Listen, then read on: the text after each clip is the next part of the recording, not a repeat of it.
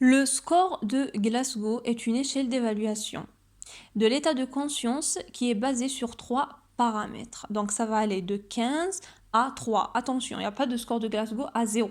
Donc il y a 3 paramètres. Au minimum, on aura un point pour chacun. Donc quels sont ces paramètres? C'est l'ouverture des yeux, la réponse verbale et la réponse motrice. Je m'explique. On commence par, comme vous le voyez dans le tableau, par l'ouverture des yeux. L'ouverture des yeux, donc on la note sur 4 points. Donc je donne 4 points si le malade, donc le patient, ouvre ses yeux spontanément.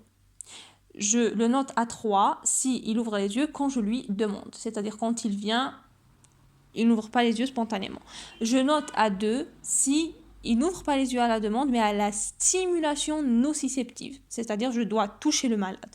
Je dois provoquer une douleur, soit par la stimulation du mamelon, de l'angle interne de l'œil, de l'oreille, ou avec une aiguille. Je dois le stimuler. Et la stimulation, elle doit être bilatérale, car on peut tomber sur une région anesthésiée et on aura faussé le score.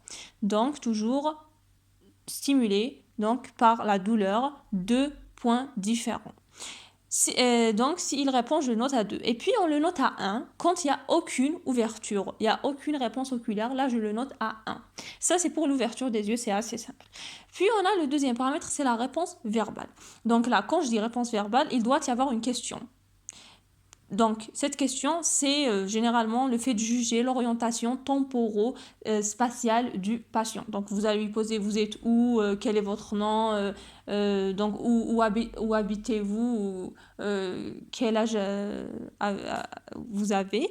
Et puis, vous allez noter cette réponse verbale sur 5 points. Quand elle est orientée, on va donner 5. Quand elle est confuse, c'est-à-dire la confusion. Donc, il y a une désorientation spatio-temporelle. Donc là, je note sur 4.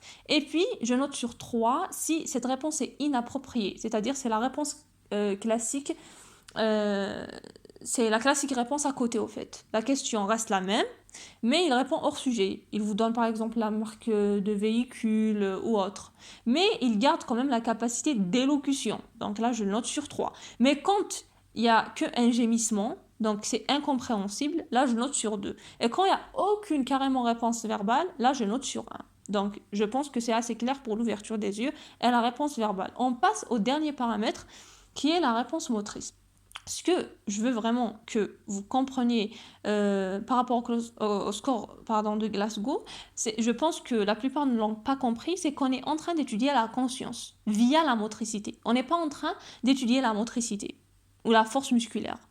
On n'est pas en train d'étudier la force musculaire globale, la force musculaire segmentaire, la force musculaire pyramidale, extra-pyramidale, pas du tout. On est juste en train de vérifier l'intégrité de l'état de conscience du patient à travers cette réponse. L'état de conscience du patient.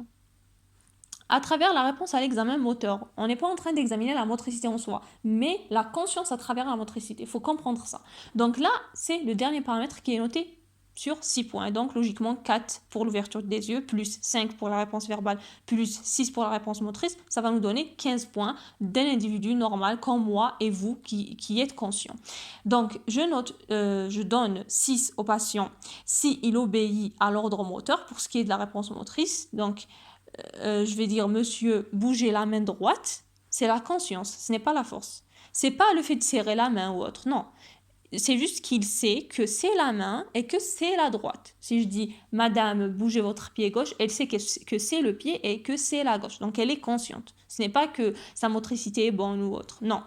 Donc là, je note sur 6. 5 si elle est localisée à la douleur. C'est-à-dire, ça sous-entend qu'il y a une stimulation toujours. Une stimulation et il vient, lui, de façon coordonnée, chasser cette stimulation nociceptive. Il sait d'où vient la douleur et comment la chasser. Donc, il a un bon circuit sensitif et une réponse motrice. Donc, il est conscient. Donc, je note sur 5. Donc, par exemple, si je stimule son avant-bras, il va venir avec l'autre bras.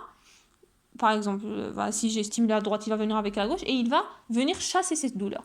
4, je note sur 4, je lui donne 4 points pour la réponse motrice si c'est un évitement qui est inadapté. Donc là, il aura essayé de chasser la stimulation nociceptive, mais c'est en vain. C'est une sorte de gesticulation inefficace. Il ne pourra pas chasser la douleur. Donc là, je donne 4. Et je donne 3 si c'est une réponse en flexion. c'est ce qu'on appelle la décortication. Donc, pour comprendre ça, ça veut dire quoi? C'est-à-dire, on a le cortex cérébral, il y a la frontale ascendante et la pariétale ascendante. Donc là, c'est la zone rolandique. C'est la zone post-rolandique et pré-rolandique. Donc là, les deux zones, il y a la frontale ascendante qui est responsable de la motricité et la pariétale ascendante qui est responsable de la sensibilité. Donc le cortex, dans ce cas-là, dans la décortication, il ne participera pas à la réponse motrice. Donc le cerveau, vous savez qu'il fonctionne à l'énergie neuronale. Donc à chaque fois qu'il y a plus d'énergie neuronale, pour faire fonctionner le tout, le cerveau fonctionne avec de l'électricité, en fait. Il y a des fonctions dites de luxe. La première fonction de luxe, c'est la vision. D'ailleurs, c'est elle qui part en premier. Puis, c'est la parole, deuxième. Et troisième, c'est la motricité. Donc, les trois forment ce qu'on a dit, c'est la conscience. Donc, quand il y a de l'énergie neuronale qui est amoindrie, due par exemple à un traumatisme ou autre, donc le cerveau, il va faire quoi? Il va mettre off sur la première fonction, puis sur la deuxième, puis la troisième, pour avoir toute l'énergie neuronale qui est dirigée sur la zone vitale. Voilà, qui est en fait le tronc cérébral.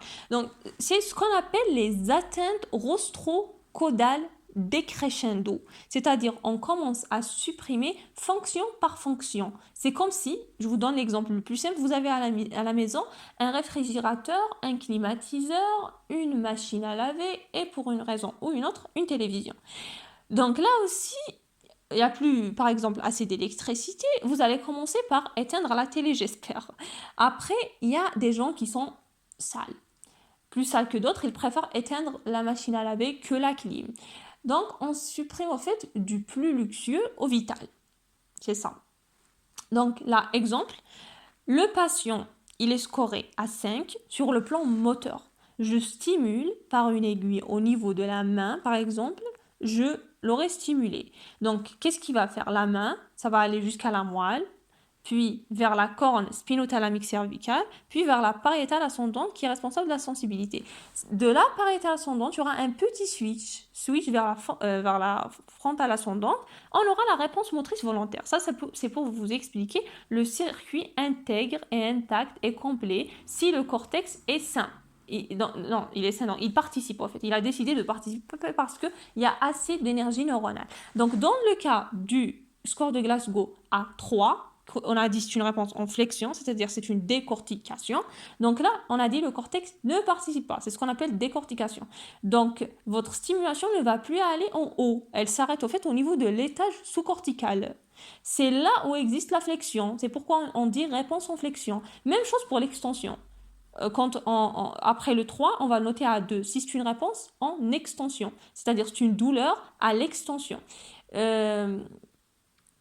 Voilà, donc il répond en extension à la douleur, il répond en flexion à la douleur. Là, si il répond en extension à la douleur, donc c'est ce qu'on appelle la décérébration. Donc là, c'est quelqu'un qui n'a pas de cerveau carrément. Le cerveau ne participe pas dans les réponses. Donc le circuit là, il va s'arrêter donc au niveau du circuit de l'extension, tout simplement. Ça, c'est juste pour comprendre la décortication et la décérébration que je trouve très important de savoir et de ne pas juste faire le Glasgow n'importe comment. Et puis, on va donner un point s'il n'y a aucune réponse motrice au final. Voilà, donc pour simplifier les choses, décortication, réponse en flexion, quand en fait, la réponse, elle va s'arrêter au niveau de la flexion. Là où existent les circuits qui vont répondre juste à la flexion au-dessous du cortex. Et au-dessous du cortex, c'est la flexion, et au-dessous du cerveau, carrément, c'est l'extension, tout simplement. Après, on a l'interprétation du Glasgow. C'est bon, j'ai fait mon score, je vais voir, il est à combien. Au fait, c'est décrescendo. À 15, c'est un patient qui est conscient. Et je vais vous apprendre quelque chose. S'il vient quelqu'un vers vous et il ouvre les yeux, c'est un 15. Je m'en fous. C'est un 15. S'il n'a pas de réponse motrice ou une réponse verbale, ça pourrait ne pas être en relation avec s'il ouvre les yeux, mais il ne parle pas. Ce n'est pas à la conscience, mais c'est une contusion au niveau de l'aire du langage qui le rend aphasique. Ça le rend aphasique. Il ouvre les yeux, mais il n'a pas de réponse motrice. Ce n'est pas la conscience, c'est un problème de motricité. Ok, donc si je vous dis il ouvre les yeux, c'est 15, c'est bon. Moins de 15, il y a un trouble de conscience. Donc là, quand c'est 14, c'est-à-dire on a enlevé le premier point. On a dit la première fonction, c'est quoi? C'est la vision, donc on va enlever un point. Donc il n'ouvre pas spontanément les yeux, donc il est à la demande. Donc, il est somnolent. C'est la somnolence. 14, c'est la somnolence. Il n'y a pas d'ouverture spontanée des yeux. On va le noter à 13 quand il est confus. Donc, on a enlevé le premier point de l'ouverture des yeux et on va enlever le point de la réponse verbale. Donc là, il va être confus. Donc là, c'est la deuxième colonne. Et puis, à 12, de 12 jusqu'à 9, c'est l'inconscience. C'est l'inconscience, ça varie. Donc là, il ne bouge pas. Il n'obéit pas à l'ordre. Donc là, on le note à 12. Et puis, ça va comme ça. On va diminuer comme ça au niveau du tableau. Et 8, c'est comateux. De 8 à 3, c'est comateux, c'est le coma. C'est la définition elle-même du coma. J'espère que vous avez compris un peu le score de Glasgow et je vous remercie.